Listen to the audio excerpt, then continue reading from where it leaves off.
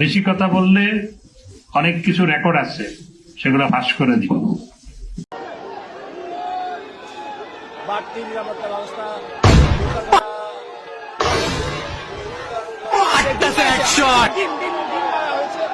পালাবো না, প্রয়োজনে ফখরুল সাহেবের বাসায় গিয়ে উঠবো।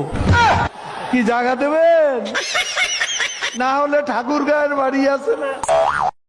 আমি মুসলমান, আমি কোরআনটা ফলো করি আর আমি সেই হাদিসটা ফলো করি, আর আমার এটা এখন এখন এখন এখানে আপনার সমস্যা আছে। সমস্যাটা কোথায়? কোরআনটা নিয়ে তেমন সমস্যা নাই, কোরআনটা নিয়েও সমস্যা আছে কিন্তু তেমন নয়। সমস্যাটা চলে আসে আপনার হাদিসটা নিয়ে।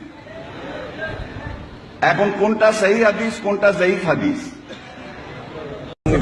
Prime Minister, Madam, your message to the India, because you know India is closely. You're most welcome. You're most welcome. We are very lucky. We have so many, people here this time. Yes. So my message to you that what's your appeal to the voters? Well, India is our tested friend during our liberation war. They supported us. Not only that, after 75, when we lost, we told sister, you can see, when we lost our whole family. টাকা চাইলে টাকা দেয় না, মারধর করে, তারপরে আবার এই এলাকার পোলাপানেও আমাদেরকে সমস্যা করে, কাজ করে